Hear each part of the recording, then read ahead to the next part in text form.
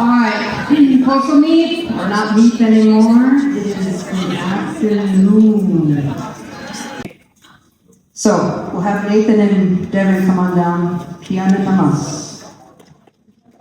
Let's give them a round of applause.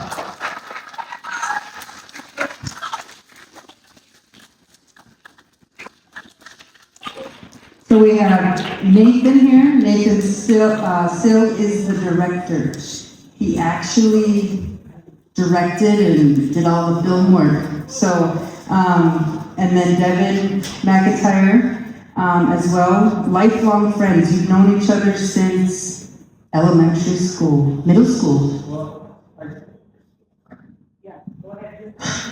Yeah, hi, I'm Nathan. So, as you heard, we're both from Beloit. Devon and I met in high school, our junior year, and we've been friends ever since. So that's 7 years now, which is a very long time.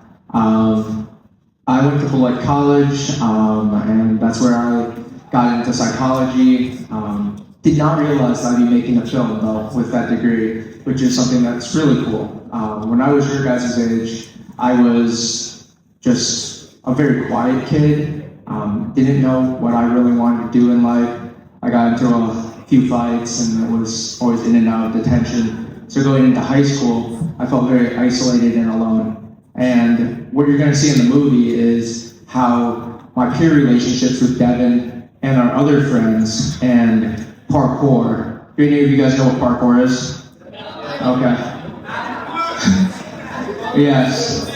It's pretty cool. So that and movement and the relationships I started creating in high school and kept working on through college really helped get me through a very tough time in my life. Hopefully in the film, when you watch it, you'll see just how much the pure relationships I made helped me, and maybe it helps you reflect a little bit on the relationships you have in your own life and the friends that help get you through tough times that you may be going through or have gone through. It's super important to appreciate and look at the relationships we have around us, because at the end of the day, the peers that we have are gonna probably understand us the best out of anyone that we know, because they're our age, they are seeing and going through the same social situations as us. And so it's a nice comfort to know that we're not alone in any of the experiences we're going through. But yeah, I hope you guys really enjoy the movie. I love it. I think it's a really fun time. And I'll pass it on to Devon, and he can... Oh, you heard the question? It is 75 minutes, so an hour and 15 minutes. I originally wanted it to be 90 minutes, but our production manager told me that was too long, so... Awesome, thank you, Nathan. Hi everyone, I'm Devon. I'm the aforementioned nephew of Miss Anderson over here, an awesome science teacher. Yeah, Nathan and I have been friends for a long time. We ended up making this film in our later adulthood about leaning on each other in times when we're like very emotional, scared, upset, or angry, and kind of just what that looks like too as young people. Like a fun fact or factoid I leave with is that we met in high school and got to know each other and kind of off to the races from there. But in my own background, I was like a troubled youth. I didn't do well in school, couldn't focus, and a lot of that was resulting to everything I was doing at home. So in my community, I was homeless more than once, and it's funny because Nathan and I actually met as children because he was volunteering at the homeless shelter where I was. So we kind of crossed paths as very young kids, but just didn't know each other. And then we found each other again in high school, so that's when we formally had our relationship. But we were in the community together, knowing each other, struggling, and going for about our lives. So the film does a really great job of that, and I'm very thankful for everyone having us here.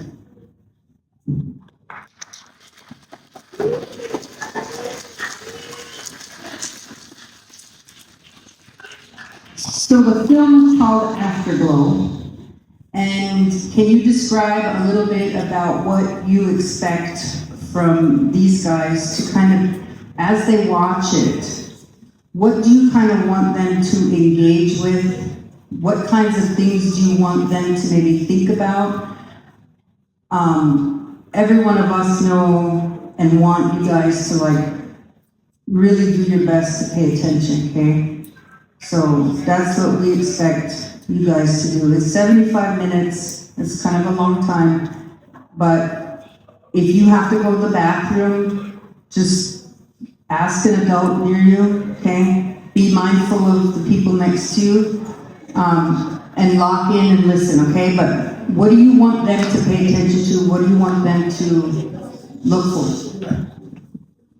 So the title Afterglow refers to kind of like that after period of going through something for us, and the things we go through the movie, the trauma that we've experienced. The afterglow is that reflection period after you've gone through something, when you're far enough removed from it that you can look back and kind of reflect within yourself of like, how did I feel during that time? What helped me get through it? And what am I still dealing with today?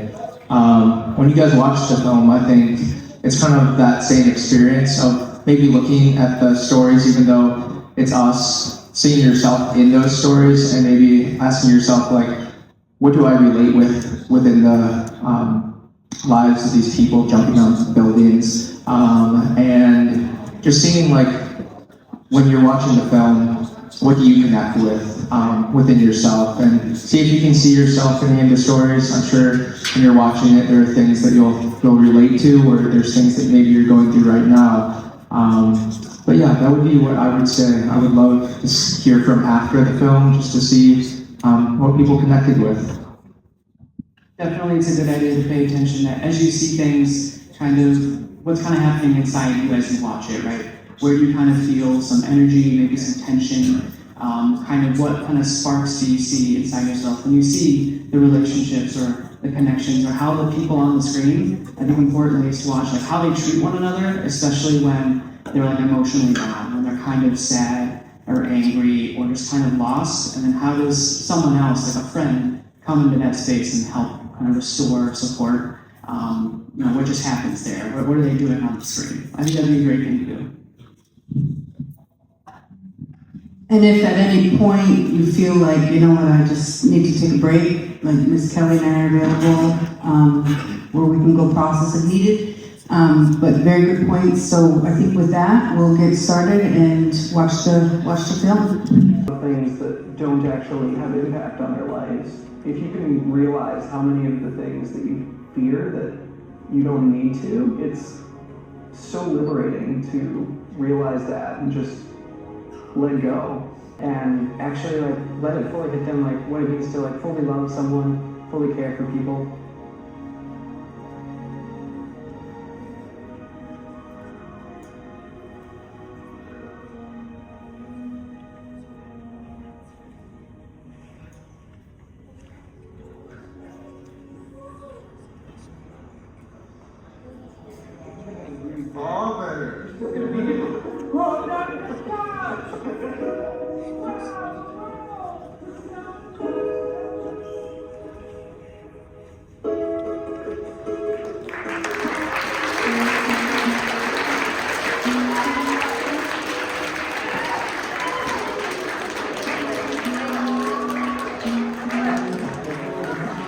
Have them come down here.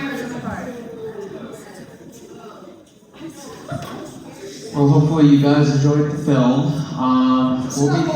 We'll be taking comments, questions. Your teachers were very nice, and they gave us all these little prizes. So anyone who answers a question can come up and pick whatever they want from the pile. Oh wow, okay. Devin, you pick someone. Right there. We can pass the microphone around too. Who was it? Kendrick. What's your question?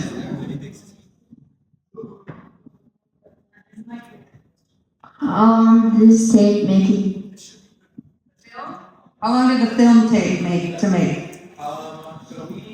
So that whole movie we shot in a week. So we just did not sleep and just were running around like crazy people. And then usually editing is supposed to take longer, but because we had to get to the film festival, we only had a month to produce the film. So our editor stayed in his dorm room for like over 1,000 hours and also did not sleep. And he was a full-time college student at the time as well. So good question. Did you win at the film festival? We did. We've won the Beloit one, and we won the Green Bay Film Festival as well. So, yeah, thank you. Okay, we'll go from over here this time. We'll take the end in the black shirt. Tegan or Nathaniel? Nathaniel, back here? All right, what's your question, Nathaniel?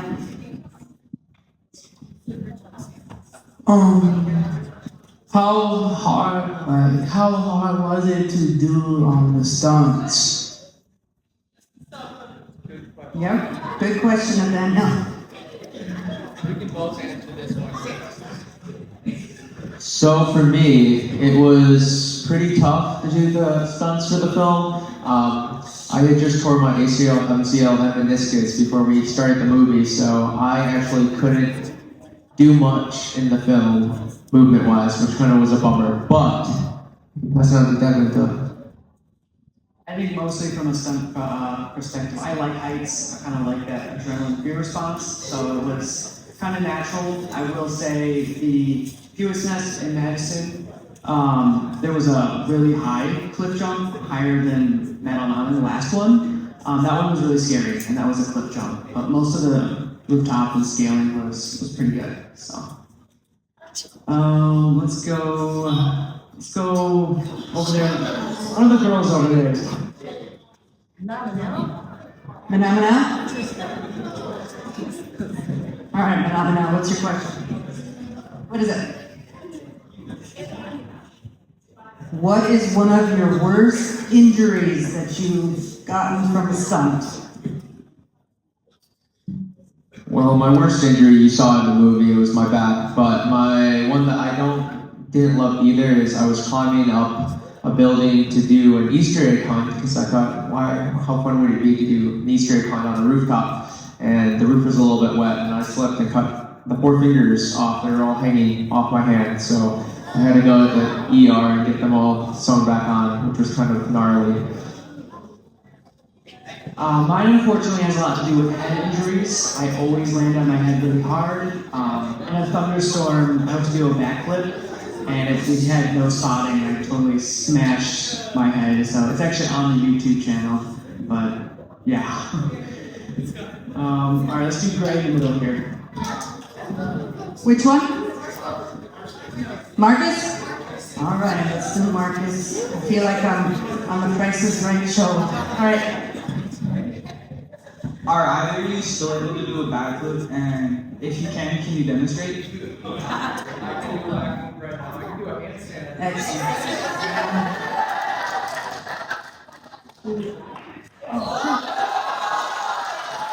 Hold on.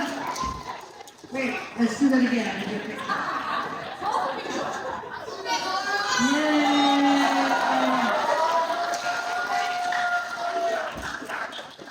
Awesome. All right, next question.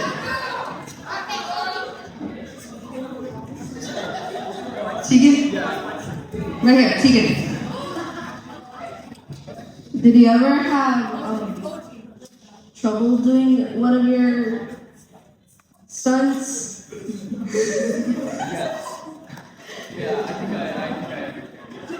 Did you ever have trouble doing a stunt?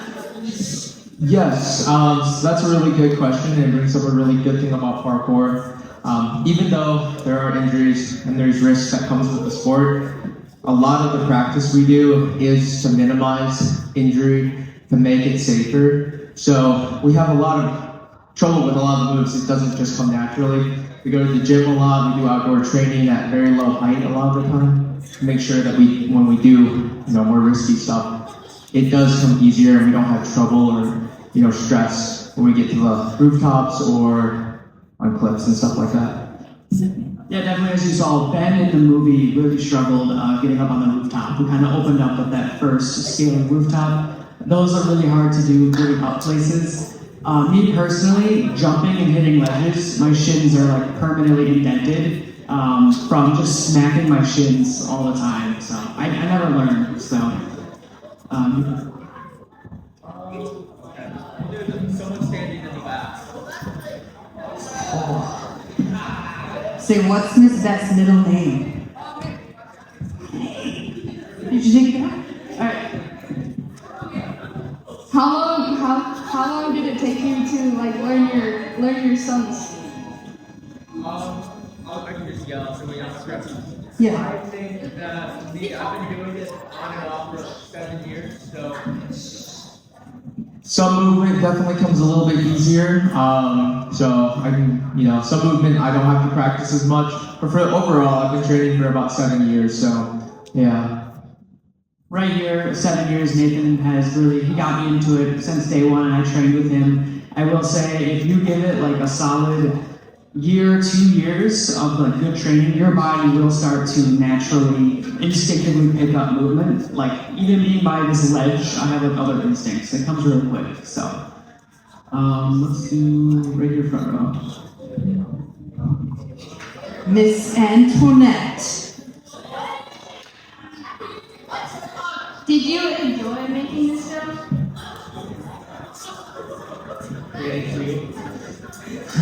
I really enjoyed making the film. There's I think someone told me once, there's 2 types of fun. This is type 2 fun where during the movie, shooting it, it was very exciting, but also obviously we were a little bit sleep deprived. But then afterwards, looking at the process and seeing what we had all created together, we had a really just amazing time. I loved the whole experience. I've got to meet a lot of really cool people and work with a lot of cool people with the film. So right there. Red Sepulveda. What are you guys' YouTube channel? Okay, all right. We have actually the movie's playing on it right now. It's Siegfried Explore, Sigfreed, and then the word explore. So, yeah. Fun fact about the music, just to plug it, we had someone who actually made it from the college. So, original song for the movie. Very cool. We'll go over here again. You right there in the blue and All right, Jason, what is your question? What was one of the hardest stunts you did? One of the hardest stunts you've done. Oh, is it done? Gosh, that's a good question. I think mentally, probably just something really simple that was at height. We went to South Carolina and I was at Parkour Jam, and just the level of movement there was really high. So it wasn't anything super fancy like a gainer or a backflip or something, but there was this jump that was just a very precise, precision over a very high height that was pretty scary. I'll say, actually, on the YouTube channel, there are several clips of there on the rooftops. My hardest stunt ever, I was in Rockford, Illinois, a couple hours south, it's in Illinois, and it was a parking garage, and we were 8 stories up, and I jumped across a 6 or 7 foot gap and rolled. So that one was really difficult at 8 stories, a lot of mental challenge there. So. Somebody over here. Okay, Chelsea. Was it scary having other people doing their own movies at the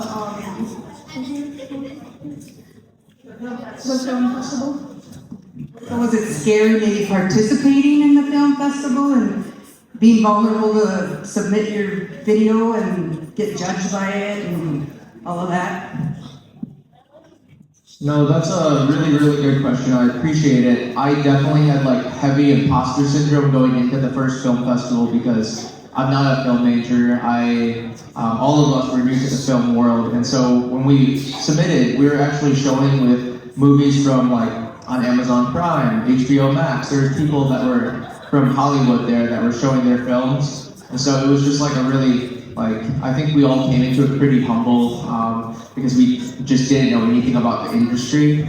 But through it, I think we've had nothing but really great support. We've gotten to meet a lot of very amazing people, and it's just been a really good experience overall.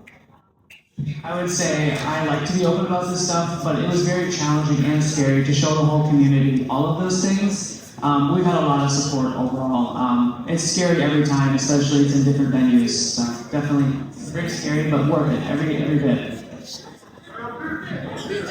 Another question. You pick. Back red, Aiden.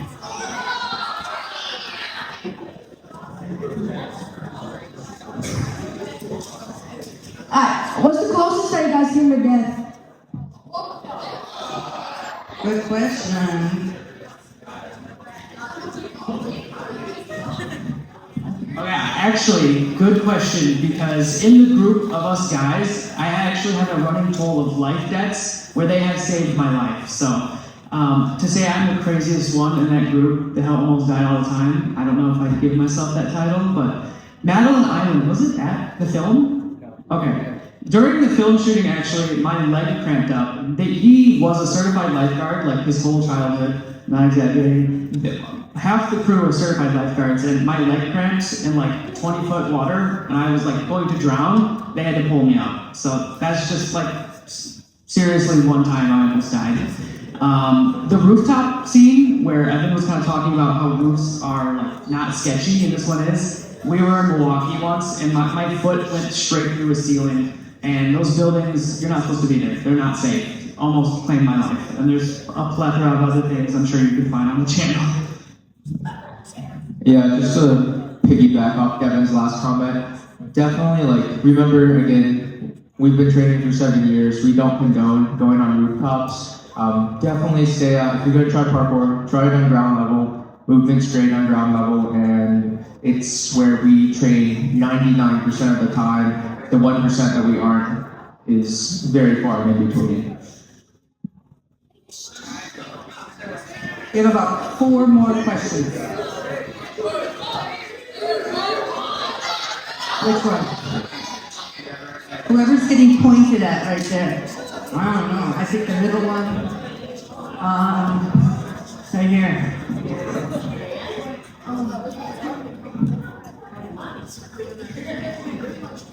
Is this your first time showing the movie to the school?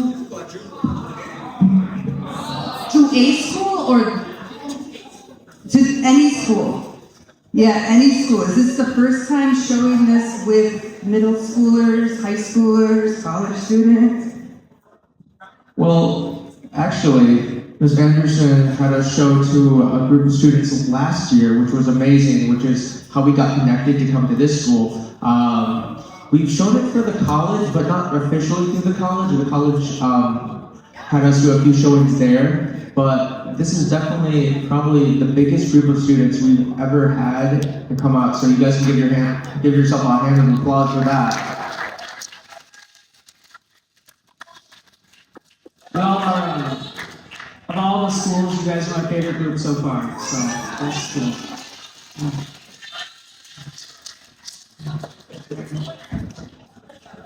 Wishing wise choices. I like that. All right, we got Carlos. How much money did you put into making the movie? What was your budget? Hopefully, if there's any like filmmakers in the crowd or people who want to be filmmakers, we didn't actually spend too much money. We had to buy some equipment for cameras and stuff, but we really did make do with what we had. I personally put in like a few thousand, and then there was a and I know that seems like a lot, but we were told at the film festival after we were like, wow, we spent so much money, like around 4,000. Usually a documentary costs around 33 to 40,000 minimum to make. So you can make a film that looks good and has a nice story with what you have at home, which we shot it on a camera, and then we had a phone, and then we had a GoPro, and that was the only 3 cameras we used for the entire film. Definitely, like, I think to give a more nitty-gritty detailed estimate, I think National Geographic, maybe 70 grand for like to get National Geographic to even step up, right, is like 70 grand. So it's definitely a lot. For the drone footage and a lot of the scary sky shots, we bought him for like $1,000, and that was kind of a steal. He really gave us a huge discount for the licensed drone footage. But definitely the whole film, upwards of like $6,000, and then with travel costs, maybe a little bit more. So.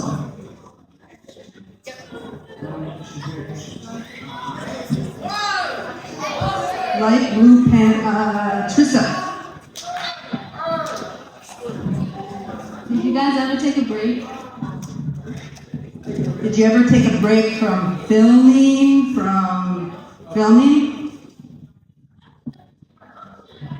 On the trip, other than sleeping, unfortunately I kept them on a very tight schedule. We would wake up at 5 in the morning and we wouldn't get done with production probably until midnight. So it was a little bit of time for meals and a little bit of time for people to sleep. Unfortunately, we did have a cold that went through the group, so there was a lot of people sick on the trip. But we did just keep moving most of the time pretty fast to get in all the shots and interviews and stuff that we wanted to. And just to further paint the picture of the nonstop filming, it was 21 hours raw footage, right? It was 28 hours, almost 38 hours of footage cut down to 75 minutes. On the channel, there's another semi-documentary of the footage that was just fun on the trip, but we didn't put it in a formal documentary. So, lots of footage. On the back. Here, Ava.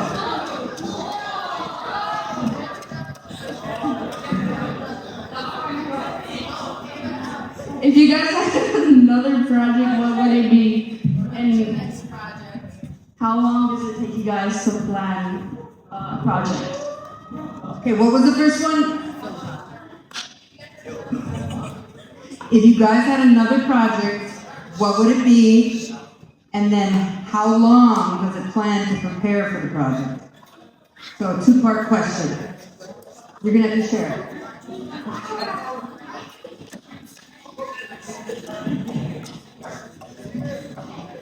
We are kind of very sporadic with our smaller YouTube videos, so whenever we go out and do something fun, usually there's a very quickly made vlog that goes up on the YouTube channel. For a bigger project like this, I would like to plan it for maybe a few years in advance and do to make sure it's really good. For this project, we planned it that year, and like I said, we had a very fast schedule with a week and then a month to edit. I'd like to give ourselves more time next time to let ourselves breathe, let our editor take a break. But I'd love to do something internationally at some point. Iceland would be really cool to go to and do some parkour. Yeah, I would say definitely a few more. He wrote the script all by himself for the movie, and I don't know how long that took him, but as well, it was 8 days filmed. And the next project would definitely probably be better planned. I think for a theme, this one was definitely about you guys saw some addiction, you saw lots of sadness in some people, kind of not knowing how to reach out and then finding out how to through each other, being there when we're sad, upset, or angry. I would say a lot of the times, people in this film are not the same people now. This was done a couple years ago, and I think the afterglow image of how do you overcome hard things together, and who can you become? What does that look like? So that would be a nice next project too. Can you do a trick for us? Devon, because Devon didn't do one yet. Did Devon do something? Even if that. No pressure. Yay, Devon. All right. So, I have a question.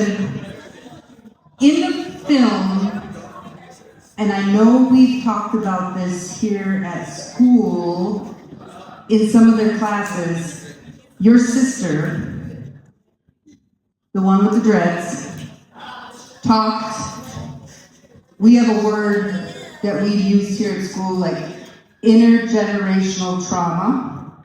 So trauma that maybe your great-grandmother, grandfather went through or passed down, your grandmother, grandfather, mother, father, now it's you. And when you four were sitting at that picnic table, what I heard or saw, and I'm sure you guys saw it too, was the four of you are choosing to break cycles of intergenerational trauma. You are choosing to look at your own life, and you are choosing to change what you can.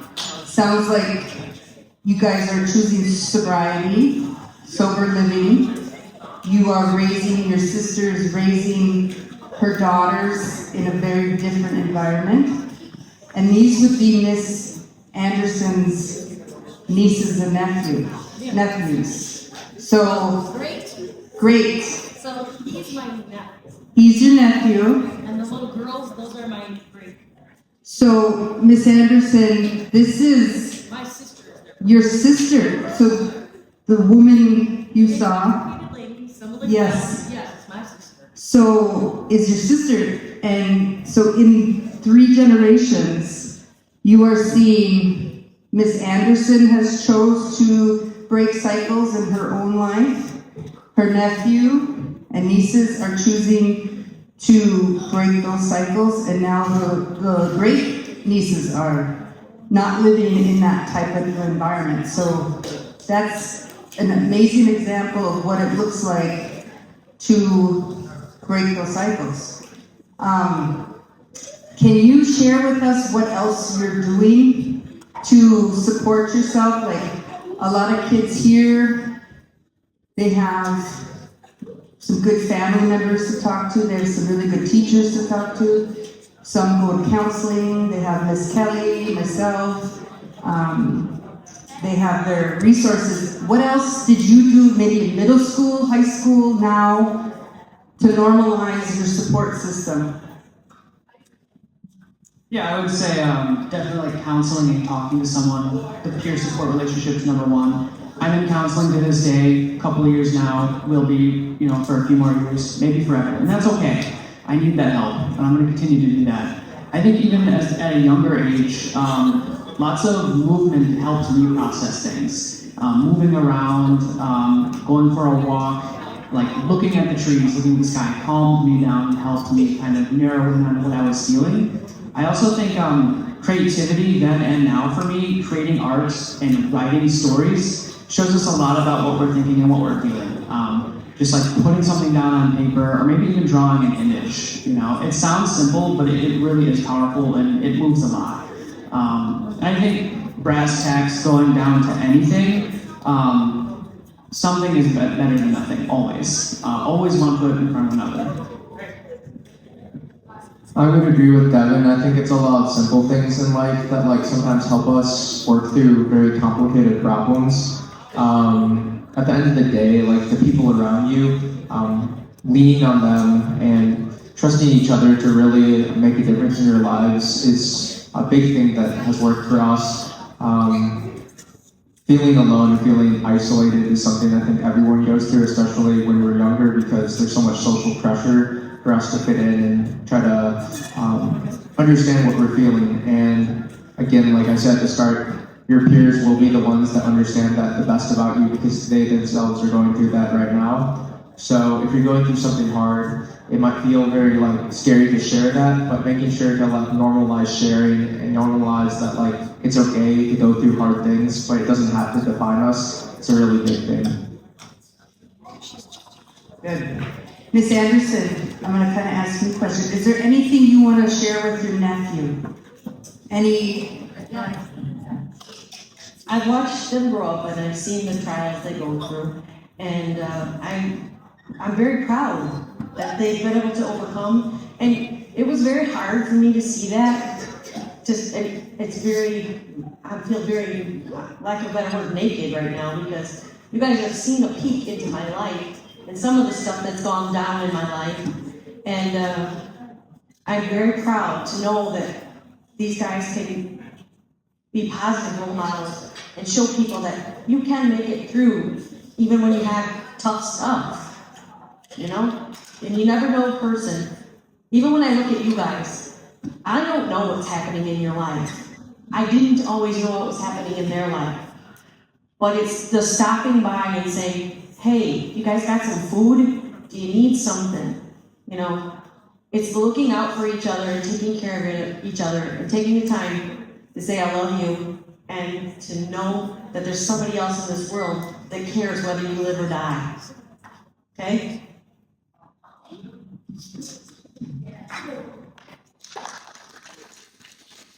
Thank you. Thank you.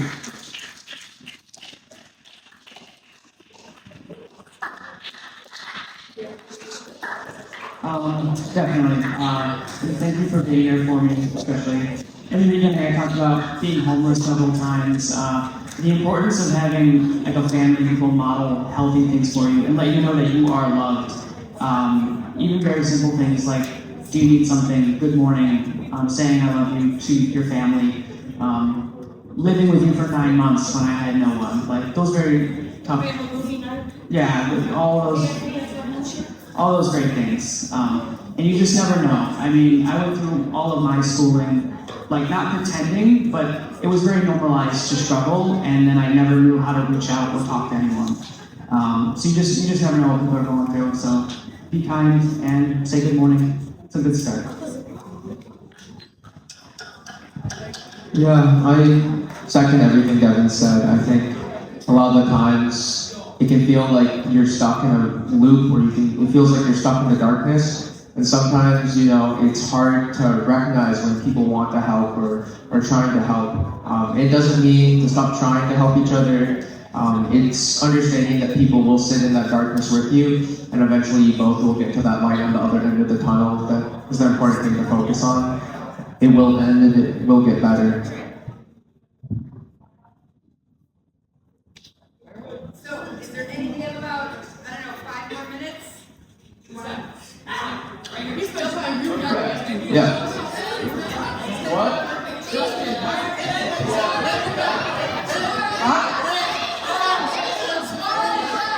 All right, we're only gonna do 5 minutes. Oh, he's showing his scar. Okay, Buck has a question.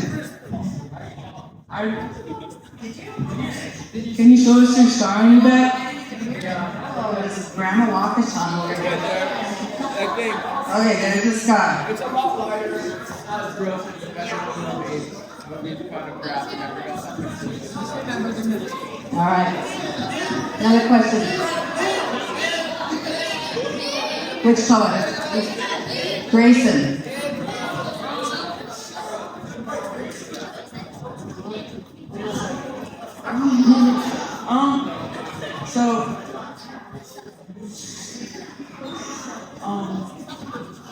What type of transportation vehicle did you use? What kind of car did you have at 16 versus 19 versus now, maybe? So I was very fortunate to have a car throughout high school and into college that was a Jeep. And one of the cool things about our group is because some of us were more privileged to have cars, we've tried to go out of our way to be able to drive each other around when some of us don't have transportation. That's another way to lean on people, I think, is that it is tough to get around, especially when you don't have transportation. And so that's one of the great things, I think that even said in the movie, it's one of the things that really, I think, started bonding us at a young age, is that we were going out of our way for each other to make those choices and trying to be there for each other and show up for each other in those ways. Absolutely. Carpooling is great for the environment, save the earth. My first car was a Chevy Malibu 2010. Don't do it. And then I drive hybrids now, so they're also expensive.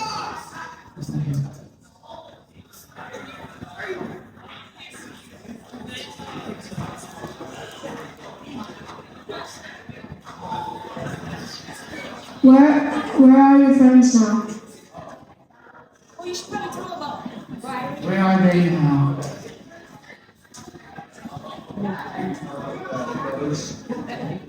Okay, so I'll start off with the Siegfried members. So Devin and I both work for the county down in Janesville now, which is close to Beloit.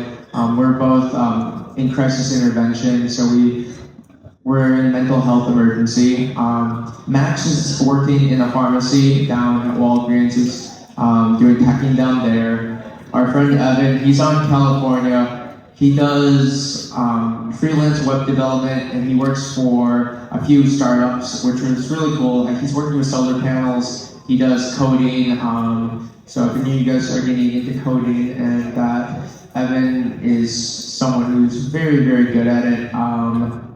Alex Page, our cameraman, I love talking about Alex. He travels all over the world for his social media. He was in North Korea. He was in People's Magazine for that, where he ran a marathon. He was the first American in like 50 years to run in North Korea, and that was pretty crazy to see him on People's Magazine, Time Magazine, and stuff like that. And our editor Mason is a DJ, and he is in Madison. He does really cool showings, very cool music. Yeah, absolutely. For my family and some people we saw, Riley, kind of the big, bearded, fuzzy guy, he's now sober. He does not drink alcohol anymore. He's doing really well. He did some therapy for a bit, and he just lives in Shawano. He is going to school at one of the tribal campuses around here for college, natural resources. College of Menominee Nation. He's going there for natural resources, and he's gonna buy a house soon, maybe. Yeah, Drake, he bought a '95 Mustang, and he's putting all of his money into that. He's a mechanic now. Yeah, he just graduated from Shawano High. And my sister, yeah, she's raising her kids still in the same place, living life. So, yeah.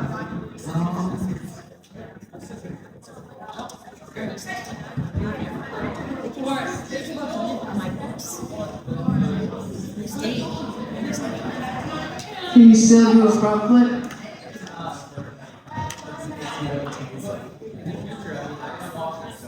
Are you retired?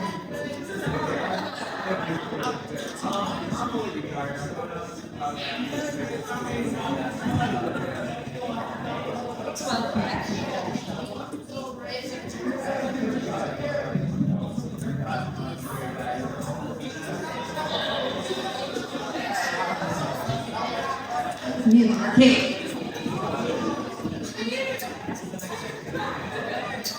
Why aren't your parents here? Why aren't the friends here? One's in California.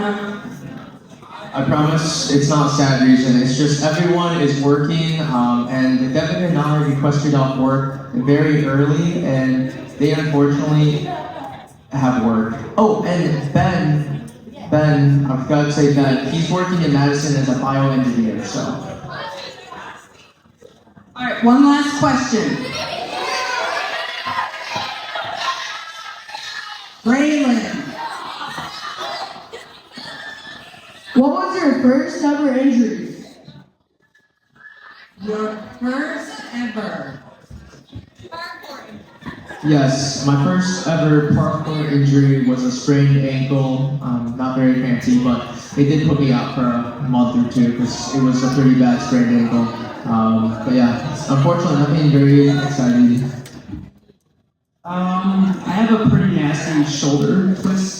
2019, I went to cartwheel like I did today, and didn't rotate right, and it's forever not the same. So one of my first injuries is kind of tearing my shoulder a little bit, so pretty rough. We're really good at physical therapy though. We're super good at physical therapy. All right, thanks everybody for your questions. Give them a round of applause.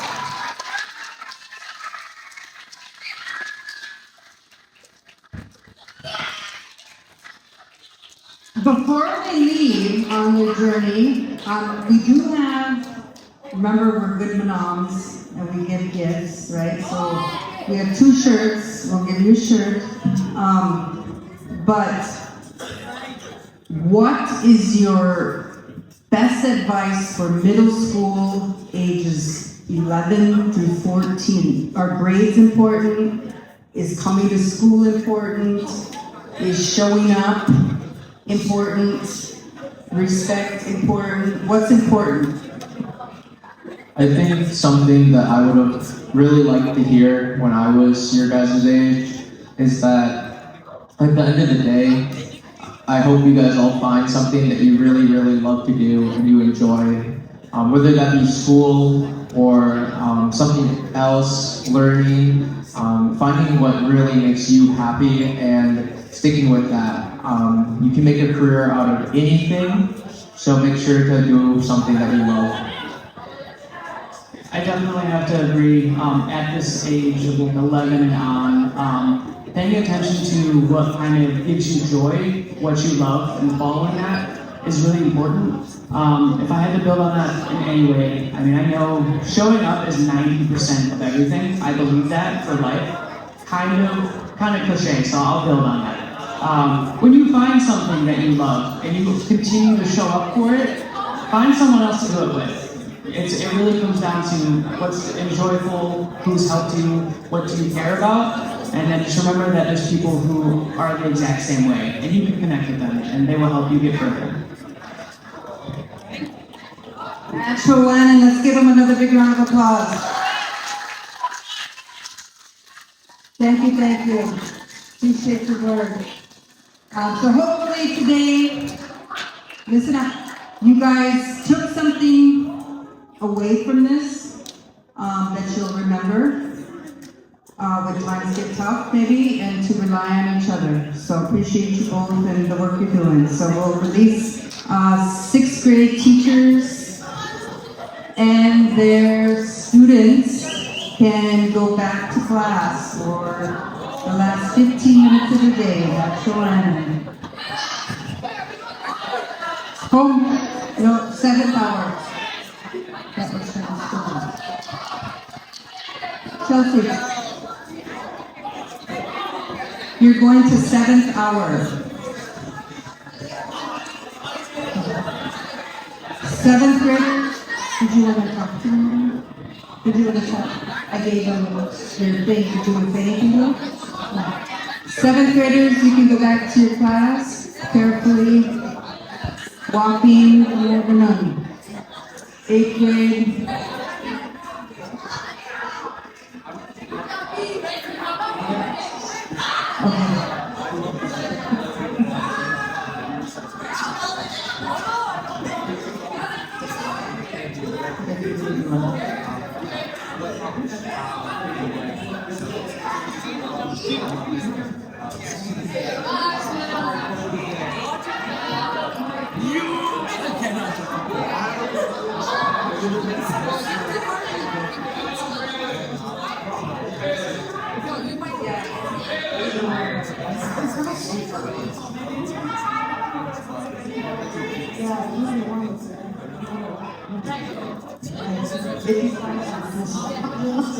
Okay, appreciate it. That's so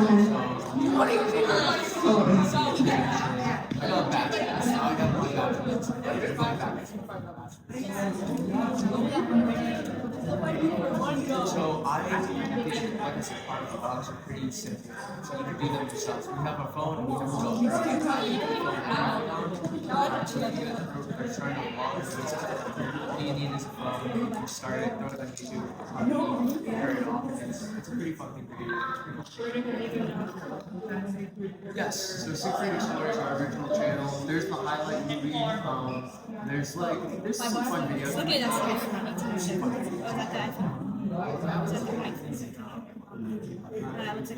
All students must be coordinated at this hour. All students must be coordinated at this hour. We have the cameras.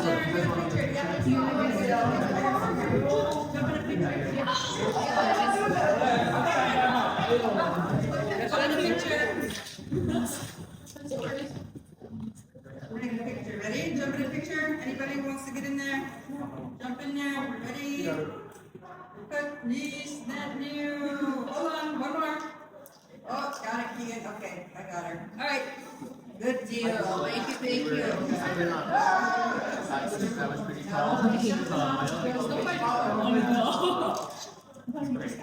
2 years I was like fully paralyzed, so yeah. Wasn't very hard. Was a lot. Wait, that's I'm waiting for another. Thank you.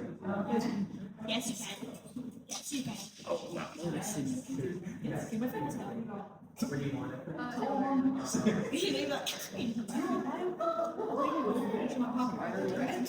No, can you wait?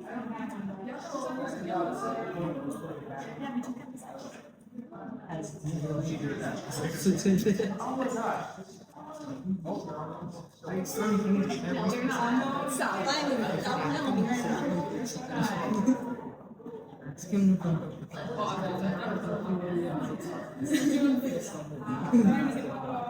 No, ass.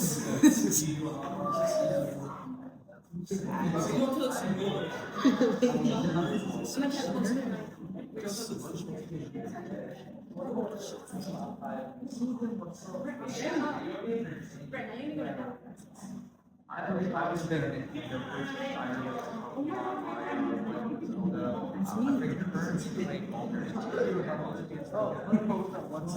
Alright, you guys ask your questions? Oh, okay. Well, if you don't have a question, then you can go to homeroom. Or no, not homeroom, 7,000. You got a question, okay.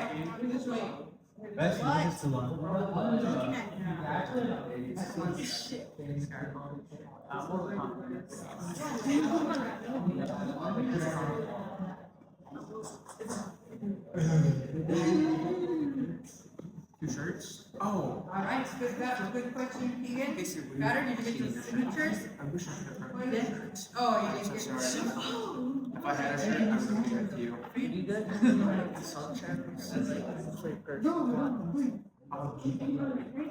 Yeah, I mean, I post on my Instagram too. It's just defense and just green. So, yeah. What was the biggest building you've ever? Skyscraper. Yeah, I've been on a few skyscrapers with some parkour athletes. I personally wasn't doing any stunts on them because it's very tall. I've watched some athletes since it's pretty big. Good job, Emilio. Hey, got her? Oh, you forgot. Alright. Alright, bye guys. See ya. Riding's up, making money. So what can we do? Oh, okay, like by the. Yeah. Yeah.